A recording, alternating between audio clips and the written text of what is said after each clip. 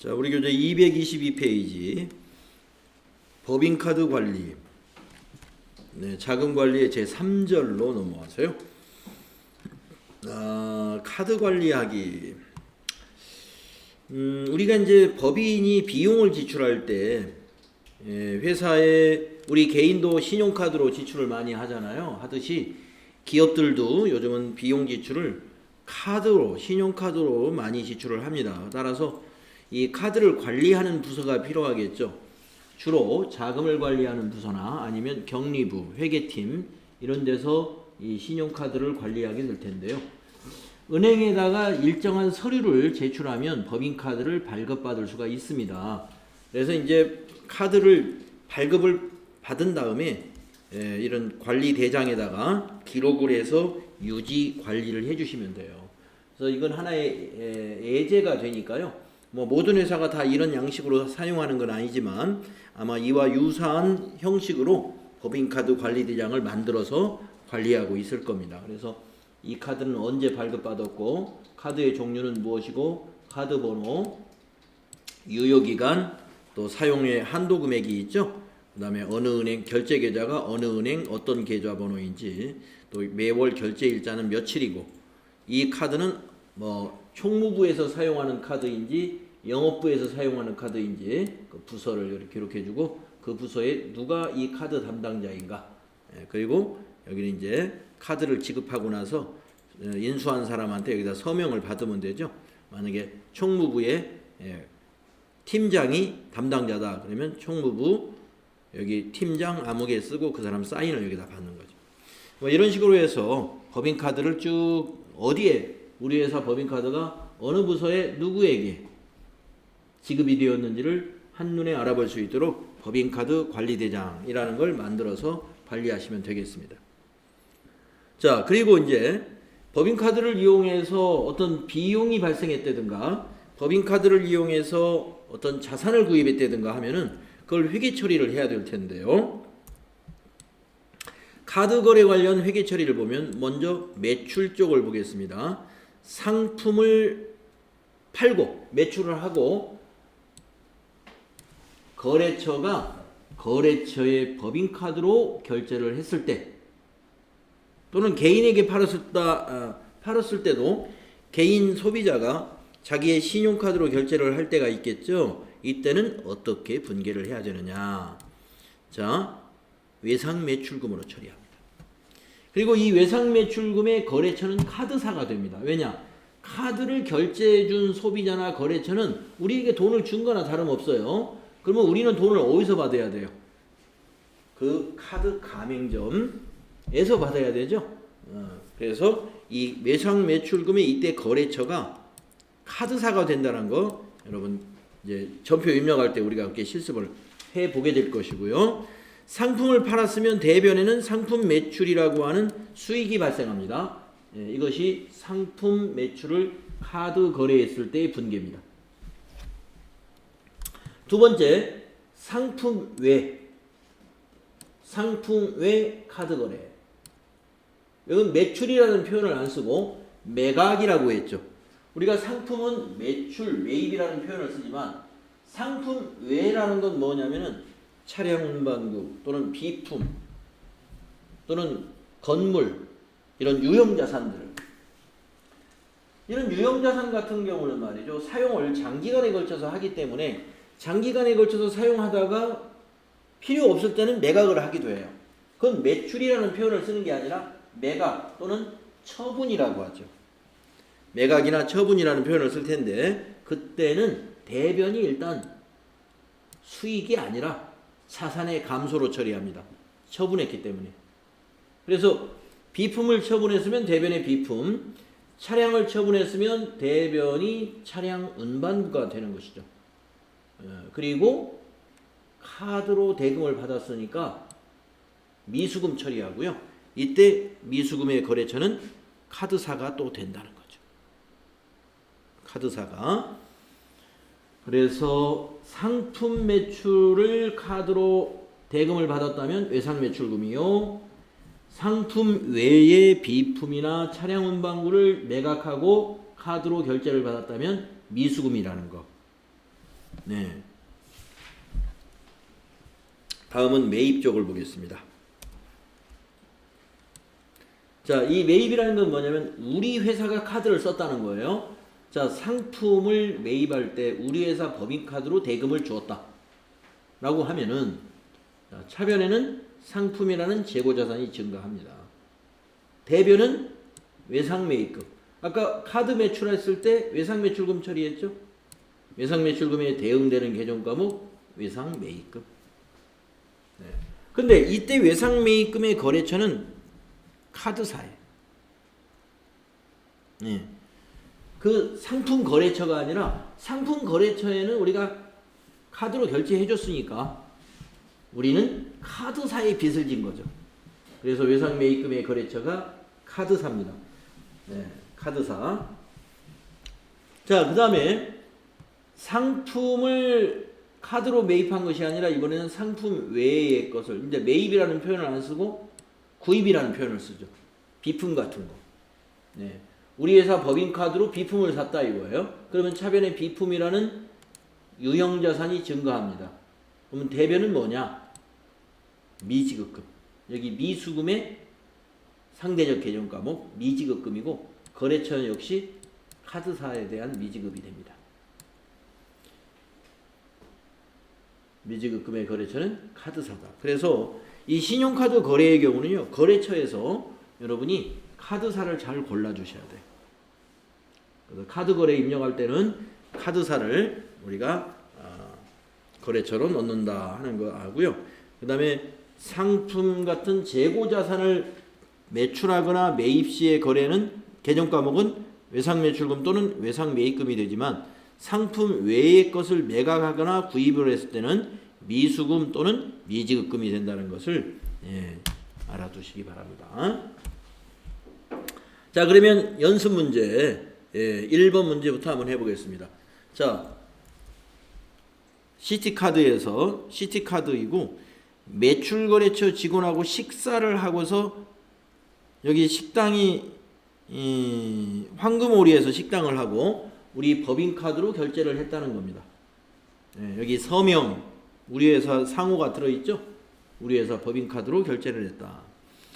자, 그런데 여기에 보면은 부가세도 있지만 이것은 일반전표에 넣어서 부가세 분계를 해서는 안 되고, 전부 이 33만원 모두를 다 매출거래처 직원과 식사했을 때는 접대비 처리를 합니다. 그래서 여러분 알다시피 접대비 관련 매입세액은 매입세 공제를 못 받기 때문에 일반전표에 넣는 거예요. 그래서 일반전표에 입력을 할 거고요.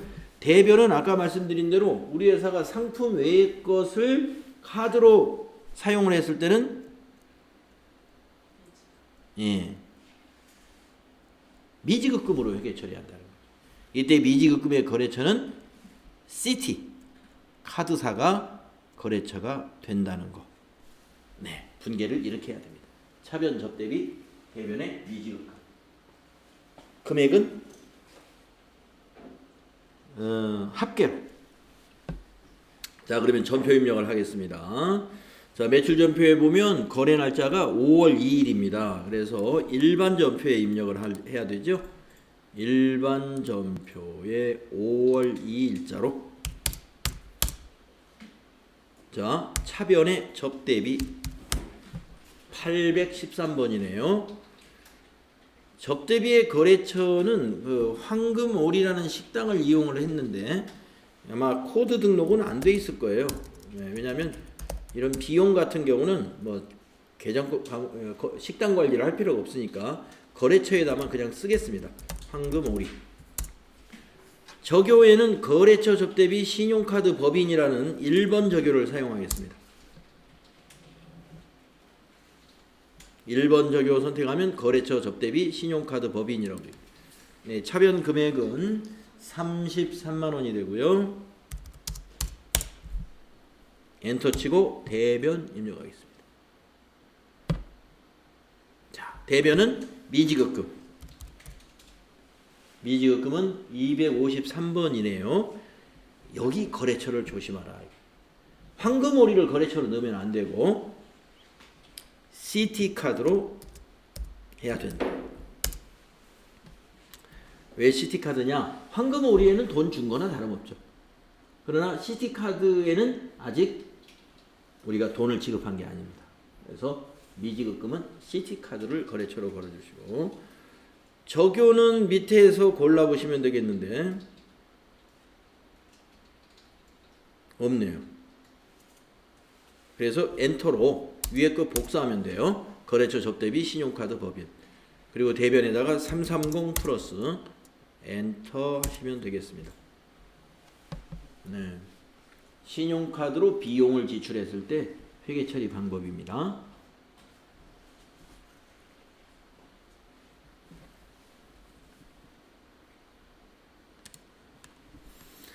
다음에 두 번째는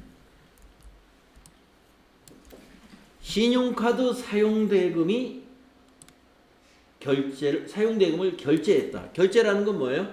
갚았다는 겁니다. 갚았다. 신용카드 사용대금의 결제. 자, 33만 원이 찾으신 금액에 보통예금에서 자동 이체됐나 봐요. 자, 밑에 내용 읽어보겠습니다. 5월 카드 사용대금이 신한은행 보통예금 계좌에서 자동 이체되었다. 이걸 회계 처리해야죠. 네, 그러면 분계 내용은 아까 우리가 미지급금으로 사용했을 때 미지급금으로 부채 증가했던 것을 이제 갚았으니까 미지급금 차변에 적어야 되겠죠. 그래서 차변에 미지급금 거래처는 CT카드. 자, 대변에는 보통예금이 가야 되겠죠. 보통예금의 거래처는 신한은행. 이렇게 양쪽의 거래처가 다릅니다.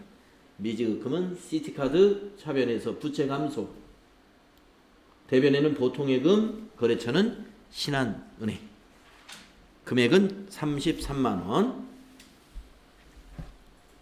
그래서 신용카드 사용대금이 통장에서 이렇게 자동이체되게 되면은 대변에 보통예금 잡고 차변에 미지급금 부채를 감소시켜주면 되겠습니다. 자, 입력할까요? 5월 30일이네요. 날짜를 5월 30일로 고치시고 차변에 미지급금의 거래처는 CT카드 99601. 적요는 미지급금을 보통예금에서 인출이 됐으니까 1번 적요 이용하면 되죠. 적요 번호는 1번 쓰시면 되겠습니다. 1번 적요. 1번이 왜 안 돼? 응? 느낌표로 쳐진 거. 느낌표로 쳐졌어요? 갑자기 그러지?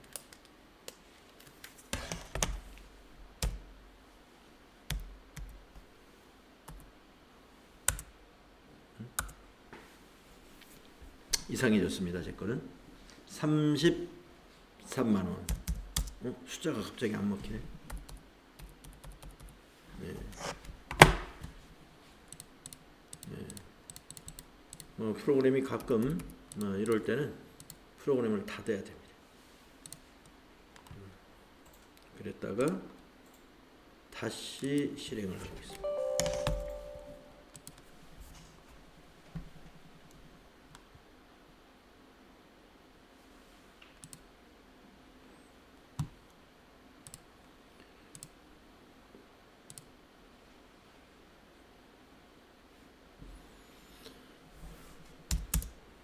(5월 30일) 차변의 미지급금 CT카드 적요번호 1번. 네. 금액은 33만 원이죠. 대변은 103번 보통예금이고 신한은행이고요. 그리고 여기네요. 4번 카드대금 보통예금 인출 33만 원. 뭐 4번 적용 해도 되고 아니면 위에 거를 엔터로 복사하고 가도 큰 문제가 없을 것 같습니다. 네. 자, 신용카드 사용 대금이 회사의 보통예금에서 자동 이체되었을 때 회계 처리는 차변이 미지급금, 부채 감소, 대변이 보통예금, 자산 감소. 이거 잘 기억하십시오. 그래서 수행 결과를 보시게 되면은 뭐 우리가 했던 대로 5월 2일 날은 차변의 접대비, 대변의 미지급금은 시티카드 이렇게 했다가 5월 30일에는 미지급금이 차변에 오고 거래처 시티카드, 대변에는 보통예금, 거래처 신한은행. 이렇게 하시면 됩니다. 이 문제는 NCS 평가 문제로 저도 자, 신용카드로 회사 신용카드로 뭔가를 썼어요. 쓰고 나서 통장에서 자동 이체되었다. 이 문제도 제가 출제했습니다. 자, 224페이지 하단에 보시면 수행 팁이 있는데요. 보통예금 거래 내역의 찾으신 금액이라는 것은 보통예금에서 찾았다는 것은 보통예금 대변에 기록을 해야 되겠죠. 찾아 썼으니까. 그 다음에 보통예금 거래 내역에 맡기신 금액에 기록이 되어 있는 것은 입금이 된 거니까 보통예금 차변에 적어야죠. 차변 대변 헷갈리지 말라는 그런 의미고요. 카드 거래에서 채권 채무 거래처는 카드 거래처로 입력을 한다는 거 아까 말씀드렸죠. 자, 이렇게 해서 3절에 있는 내용 우리가 해봤고요. 다음은 4절로 넘어갑니다. 어음 관련 거래들이 되겠습니다. 자, 우리가 이제 어음을 관리한다는 것, 이 어음이라는 것은 약속어음을 의미하는 것인데, 약속어음에 대해서 여기 간단하게 설명이 있는데 한번 읽어보고 하겠습니다. 약속어음이라는 것은 발행한 사람이 소지인, 수취한 사람에게 일정한 기일에 일정한 금액을 지급할 것을 약속하는 증서가 약속어음입니다. 유가주권 중에 하나죠. 그래서 약속어음 거래에 대하여는 거래 상대방으로부터 물품 대금으로 약속어음을 받은 경우와 은행으로부터 약속어음 용지를 수령하여 물품 대금을 약속어음을 발행하여 지급하는 경우로 구분할 수가 있다 이거예요. 그래서 자, 우리가 약속어음을 받는 경우가 있고 우리가 약속어음을 발행하는 경우도 있다 이거예요. 그럼 약속어음을 발행을 하려면은 은행으로부터 약속어음을 수령해 와야 됩니다. 자, 그러한 수령 시에 회계 처리는 아니지만 어음 등록이라고 하는 작업이 필요한데, 그때 내가 그 초기 2월 작업할 때 지급어음이 만약에 초기 2월에서 누락되어 있으면 지급어음을 초기 2월을 하려면은 어음 등록을 먼저 하고 지급어음을 초기 2월 하는 것입니다. 받을어음은 우리가 발행하는 어음이 아니니까 그냥 받을어음 받을 때 바로 입력하면은 그게 어음 등록이 되는 것입니다. 이런 식으로 얘기를 했었죠. 그런 연습들을 우리가 이제 해볼 거고요. 우리가 이제 두 번째는 수표에 관한 얘기를 또 해보겠는데, 수표에는 두 가지가 있어요. 자기압 수표라는 것이 있고요. 하나는 당좌 수표라고 하는 것이 있습니다. 어떻게 다르냐 하면은 지금 여기서 보면 왼쪽에 있는 것이 자기압 수표인데, 자기압 수표는 발행인이 누구냐 하면은 은행이 발행합니다. 은행이 국민은행에서 국민은행 서대문 지점 앞이라고 되어 있잖아요. 국민은행이 발행한 수표는 언제나 현금입니다. 은행이 발행한 수표는요, 현금처럼 쓰면 돼요. 그래서 자기압 수표의 경우는 한번 볼까요? 은행이 자기를 지급인으로 정하여 발행한 수표이며 거래가 발생하여 자기합수표를 수령하거나 지급할 때 언제나 현금이라는 개념 과목으로 회계 처리하면 됩니다. 자기합수표는 그냥 현금이라고 생각하면 돼요. 받을 때도 현금, 자기합수표를 우리가 어디엔가 지급할 때도 대변의 현금, 받으면 차변의 현금, 지급하면 대변의 현금. 수표가 어떻게 유통이 되는지 최초에 발행될 때? 최초에 발행될 때 이렇게 유통이 됩니다. 제가 만약에 이 국민은행에서 돈을 찾을 것이 있어요. 그래서 이제 은행에 가가지고 200만 원 내가 국민은행 내 통장에 있는 잔액을 200만 원을 찾으려고 합니다. 네. 그러면서 은행원한테 제가 이렇게 부탁을 해요. 100만 원짜리 수표 2개로 좀 주세요. 100만 원짜리 수표 2개로. 그렇게 부탁을 하면 은행이 국민은행 이천지점 앞으로 100만 원짜리로 2장을 수표를 해줍니다. 그럴 때 이게 만들어지는 거예요. 그러니까 요즘은 자기합수표를 10만 원짜리는 잘 안 만드는 편입니다. 왜 그러냐면 돈이 있잖아요. 5만 원짜리 지폐가 있기 때문에 5만 원짜리 2장이면 10만 원짜리 수표 하나하고 똑같아요. 근데 우리가 그 5만 원 지폐가 발행되기 이전에는 지금 이 그림에서 보고 있는 이 10만 원짜리 자기합수표 많이 유통이 됐었어요. 근데 지금 말씀드린 대로 5만 원짜리 지폐가 있기 때문에 이게 지금은 볼 수가 거의 없죠. 그러나 50만 원짜리 또는 100만 원짜리 자기합수표는 지금도 있습니다. 큰 돈. 그러니까 100만 원을 만약에 아니면 50만 원을 5만 원짜리 그 지폐로 받으려면 10장을 받아야 되잖아요. 10장 되면 지갑이 너무 두툼하니까 50만 원짜리 한 장으로 해주세요. 예. 그건 남한테 전달할 때도 한 장으로 간단하게 전달하죠. 50만 원짜리는 10장을 세워야 된단 말이에요. 네. 그래서 은행에서 돈 찾을 때 찾는 사람이 수표로 찾기를 원하면 은행은 자기합수표를 발행합니다. 자, 그래서 자기합수표는 언제나 현금입니다. 그런데 당좌수표는 좀 다릅니다. 자, 당좌수표는 누가 발행하느냐면요. 여기 지금 견본판. 네. 여기 지금 발행인이 지금 비어 있어요. 여기가 원래는 기업이에요. 기업. 주식회사 어느 회사 이렇게 주식회사 NC백화점 한다든가 발행인이 기업으로 되어 있어요. 기업이 발행한 수표가 당좌수표입니다. 기업이 발행한 수표. 은행이 발행한 거하고 많이 다르겠죠. 예. 은행은 우리가 되게 거의 정부기관과 유사하게 믿잖아요. 은행은. 네. 그런데 기업은 기업에 따라서 믿지 못하는 기업도 있지 않습니까? 그래서 기업이 발행한 수표가 당좌수표. 그러면 당좌수표 보겠습니다.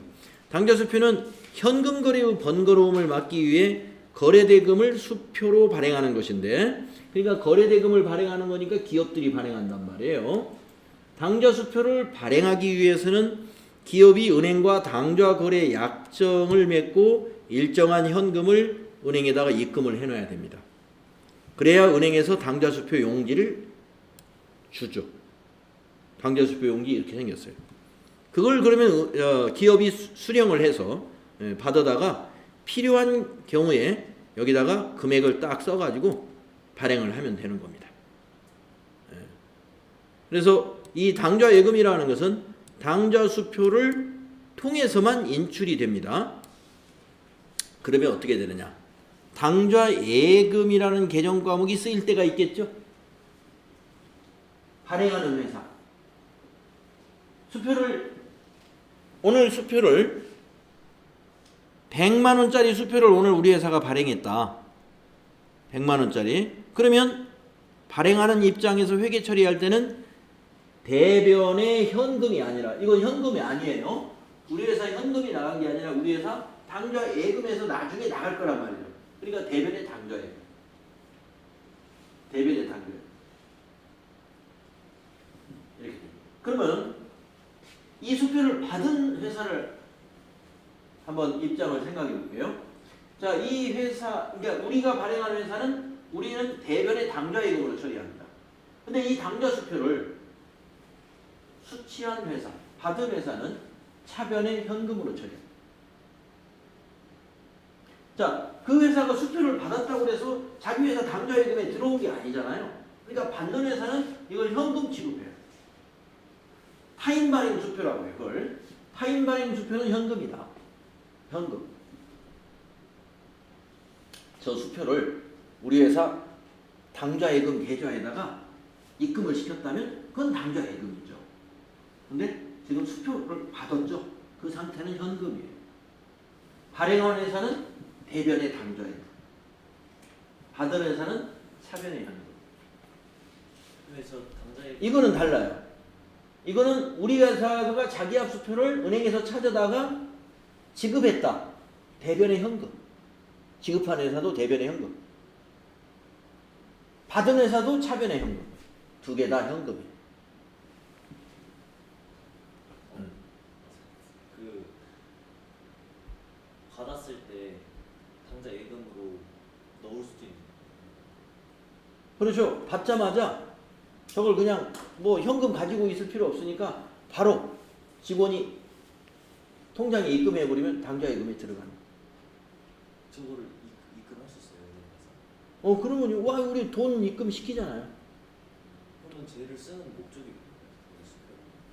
그냥 저 자기합 수표를 자기합 수표를 쓰는 것도 편하지만 이 자기합 수표는 이제 그러니까 돈을 보통예금 통장에서 돈 찾을 때라든가 보통예금 통장에서 아니면 적금을 이제 만기돼 가지고 찾을 때 이런 식으로 찾는 것이고 당좌 수표는 미리 이렇게 수표 용지를 은행에서 받아 놓습니다. 그리고 당좌 수표 용지를 받으려면 미리 약정이 돼 있어야 돼요. 당좌 거래 약정. 이 약정에는 마이너스 약정도 있어요. 마이너스 약정. 그러니까 당좌 거래를 개설하려면 은행에다 일단 예금을 해야 되겠죠. 그러면 이제 예금을 이제 1,000만 원 해놨다고 봅시다. 그리고 약정을 어떻게 해놓느냐? 마이너스 2천만 원 이렇게 약정을 해놔요. 그러면은 우리 회사가 수표를 발행했는데 어쩌다가 보니까 잔고보다 더 많은 수표를 발행하게 되면은 부도가 나버리죠. 거래처에서 그걸 은행에 제시해버리면. 그 부도가 나는 걸 막으려면 어떻게 해야 되느냐? 어느 정도 자동 대출이 일어나도록 약정을 해놔야 돼요. 그게 당좌 거래의 약정 때 필요한 거예요. 마이너스 얼마까지는 자동 대출로 해주자. 그러니까 이 당좌 수표는 당좌 예금에서 인출이 된다는 것이 다른 거죠. 자기합 수표하고는. 그래서 수표와 관련된 거래가 가끔 나오는데 이게 나올 때 많이 틀려요. 많이 틀리는데 앞으로 연습을 좀 많이 해야 되고요. 여기 지금 정리를 해놓은 표가 있습니다. 다음 페이지 보시면 어음과 관련된 회계 처리도 이렇게 표로 만들어 놓으니까 좀 복잡해 보이죠? 한번 볼까요? 그렇게 복잡하지 않습니다. 자, 보관, 어음이에요. 지금 이거 어음. 받으러음. 보관이라는 건 어음을 받았다는 거예요. 상품을 판매하고 어음을 받으면 차변에 받으러음이라는 매출채권으로 잡는 거예요. 상품을 팔았으니까 대변은 상품 매출 수익 발생이죠. 손익거래잖아요. 수익 발생. 그런데 그러거나 아니면 상품을 외상으로 팔았는데 그걸 어음으로 받게 됐어요. 외상대금을. 이것도 받으러음. 이제 상품을 팔 때 수익으로 인식했기 때문에 이때는 외상매출금이라는 자산이 감소하는 것이죠. 그래서 이건 자산 증가, 자산 감소인 교환거래가 되겠습니다. 자, 받으러음을 결제한다는 건 뭐냐? 만기가 되어가지고 어음을 말이죠. 은행에다가 이 돈 받아달라고 추심 의뢰를 합니다. 우리 앞에서 받으러움에서 이건 연습을 했던 건데 기억이 나실런지 모르겠어요. 그러면 우리 통장에 그 은행에서 우리 통장에 입금이 돼요. 그러면 당좌예금 자산이 증가하고 대신에 어음은 추심했기 때문에 만기 됐으니까 은행에다 갖다 제시했죠. 그래서 받을 어음은 대변에 가서 없어집니다. 부도가 나는 경우도 있어요. 예, 은행에서 지급 거절을 당했네요. 그러면 이제 받을 어음은 대변에다가 매출 채권이 아니니까 자산 감소시키고 대신에 기타의 자산으로 부도어음과 수표라는 자산으로 일단 잡아놔요. 지급 거절을 당했다는 것은 은행에서 왜 돈을 안 줄까요? 잔액이 없으니까. 그 회사가 어음은 발행했는데 은행에서 줄 돈이 없어요. 계좌가 텅 비어 있어.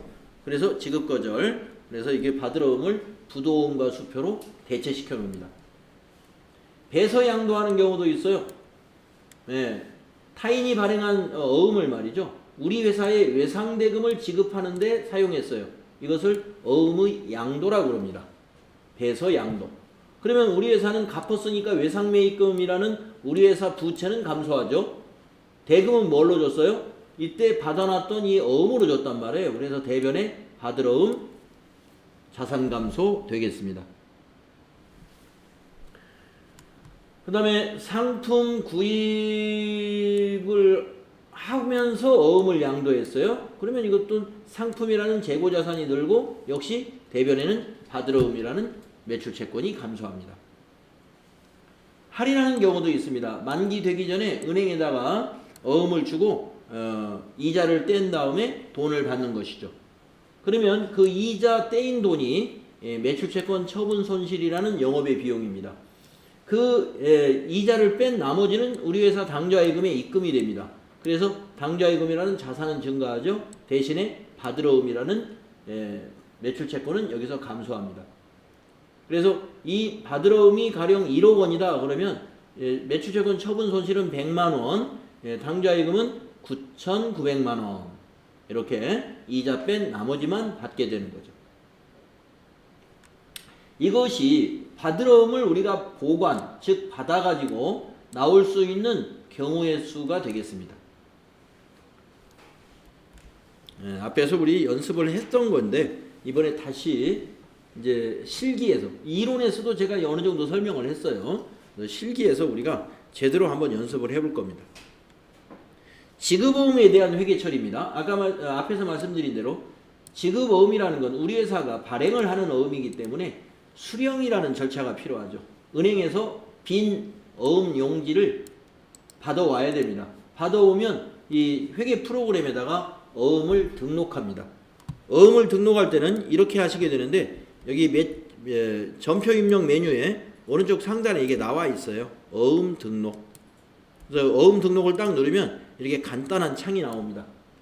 며칠 날 무슨 어음을 어느 은행에서 어음 번호 몇 번부터 시작해서 몇 장을 가져왔느냐 하고서 등록 누르면 등록 작업이 됩니다. 그래가지고 어디에 반영이 되느냐면 어음 등록을 하게 되면 여기 어음 집계표에 그게 딱 반영이 돼요. 그래서 어음 등록이라는 작업은 분계는 아닙니다. 분계를 하는 것이 아니라 어음 집계표에 집어넣기 위해서 하는 하나의 행정처리라고 보시면 돼요. 그 다음에 이제 발행을 할 때는 우리가 회계 처리해야 되죠. 그래서 상품을 매입하고 어음으로 우리가 대금을 지급해줬다 그러면 차변의 상품이라는 재고자산이 증가하겠죠.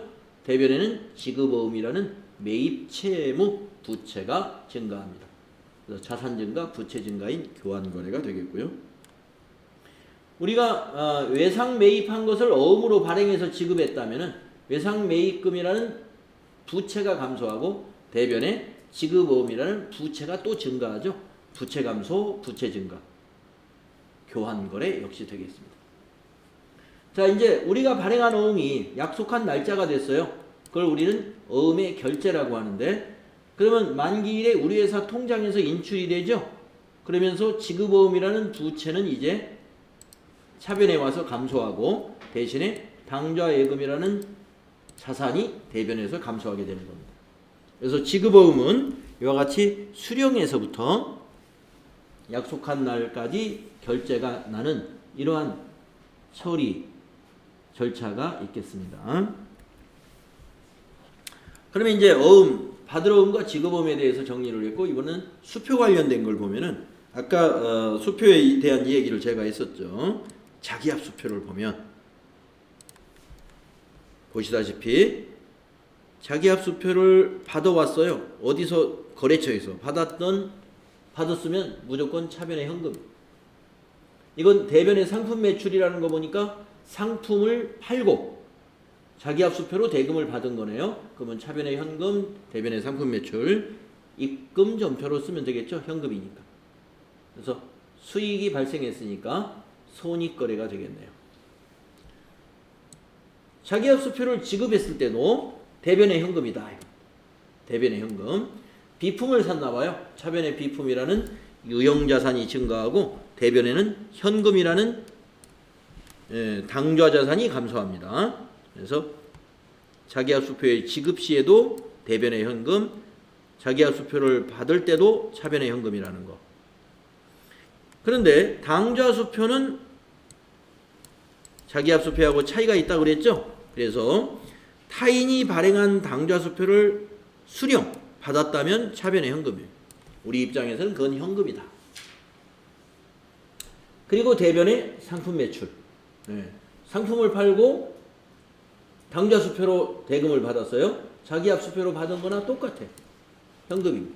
그런데 반대로 우리 회사가 당사 발행이라는 거면, 여기서 당사라는 개념은 우리 회사를 말합니다. 우리 회사가 상품을 사면서 대금을 우리 회사가 수표로 발행해서 지급했다. 우리 회사 수표로.